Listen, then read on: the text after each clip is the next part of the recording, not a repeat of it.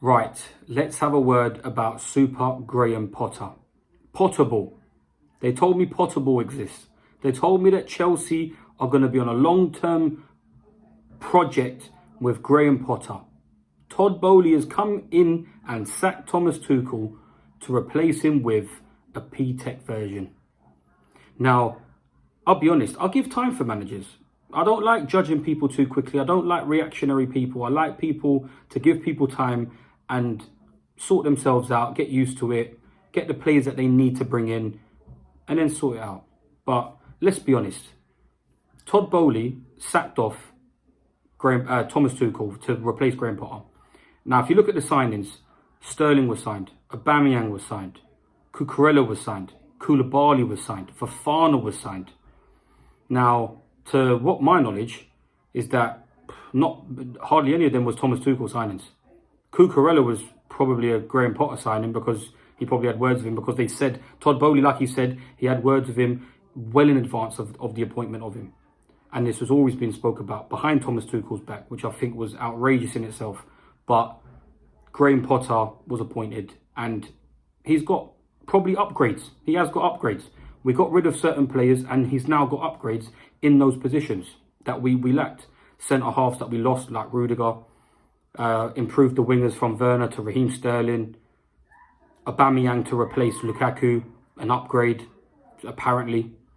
But what have I seen? I've not seen an improvement even in the upgrades. For a manager that takes the same system. Now, this is what bugs me. I never liked the 5 at the back system, even with Tuchel. But Tuchel delivered.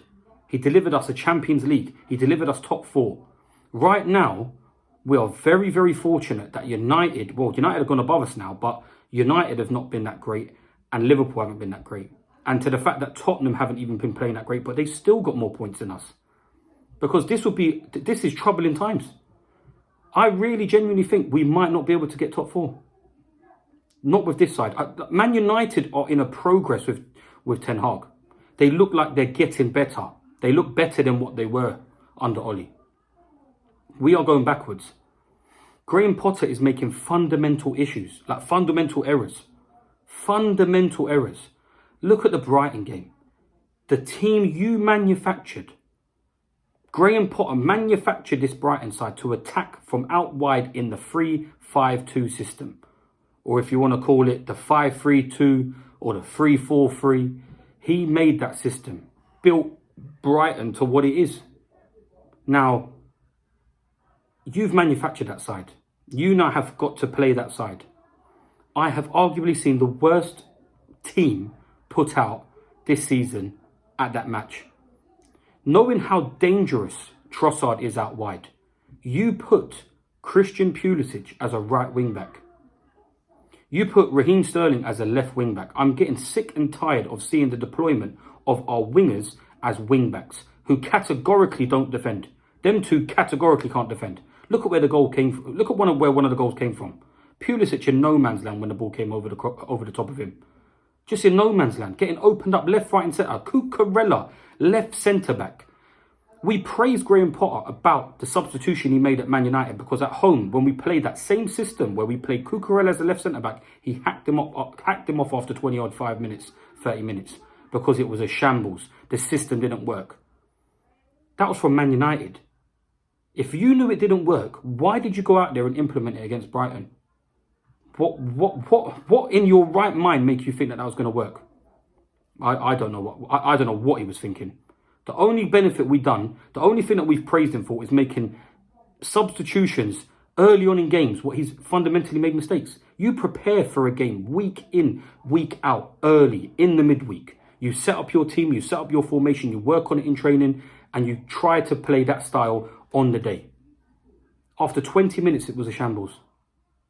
Now, you can say he hasn't had long with some of the players, like Christian Pulisic, with Raheem Sterling, with just the squad in general, the whole team.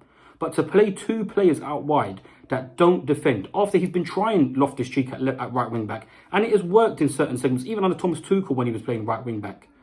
But he went instead and played Christian Pulisic, and it was a shambles. A shambles. And it's not just now. It's been a consistent thing. Brentford, where he tried to switch up the team. was terrible. It was terrible. Brentford, we haven't performed well. Even against Villa, we won 2-0. People were saying Graham Potter is unbeaten. Graham Potter's unbeaten. He hasn't lost yet. Well, he's lost now to Brighton. And performances that are stinky performances that continue week in, week out will eventually get you no results. You can run lucky here and there, or the bit of quality that you do have in the side might be able to come up on top sometimes in certain games. But you can't play like this. We're not playing well. He's putting players out of position. I don't want to see Havertz out wide ever again. He can't play out wide. As much as Havertz wants to say he can play across certain positions, I don't want to see it. It's rubbish. It is rubbish. Broher, he tried against Brentford. It didn't really work. But the system is not working. And I'll be very honest, I'm tired of this 5 at the back. We worked last year well with Reece James. And when we were in the league and where we was flying was when Ben Chilwell and Reece James were in their wing-back positions, and it worked. Because of the personnel that we had, it worked. We don't have Reece James, now he's injured. So what are you doing? You don't have any right wing-back position that is able to play that role other than Reece James. You didn't go out there and recruit someone else to be able to replace him, so you've got to change the system. You've got to go out there and attack teams. If that wing-back system that you want to play, that you think can beat most teams week in, week out in the Premier League, which I don't think is plausible, I don't think is feasible to win a league playing 5 at the back, then fair enough. If you've got them players, play it. But if you don't, you have to change it up. And this is a man who prides himself on being able to not really care about a formation, but to get players to be able to interchange in games and pick up different positions and all this kind of stuff, which I agree with, but it's not working. I'm not seeing it. I'm not happy right now. It's the performances against Villa, we got lucky. Man United, we were lucky. We were 1-0 up, but the game deserved at least a point for Man United. Brentford, it was horrible. We literally had to make all them subs at half-time to be able to look any half decent in the second half, and we still couldn't break down Brentford. To which Villa then went and gone and smacked them 4-0 the week after. We struggled to that side. The team that Villa hit 4-4, we struggled to score past that side. And now you've seen the result of playing Brighton. The team that he manufactured went and slapped him 4-1. They laughed at him. They booed him. That's what's happening to us right now. If things don't pick up, it's going to make me more and more angry. I don't even like to, like I said to you at the start, I don't like to attack managers early because I like to give them time and set out their team and get used to their team and try and change it up. But he plays the same as Tuchel. We could have just kept Tuchel. At least Tuchel didn't even have signings. Tuchel didn't even have the ability to make signings. He got Lukaku. That was about it. No one else. Saul Niguez in that whole COVID era. And he won us the Champions League. We might not now be in the Champions League this year. Under Graham Potter. Good luck.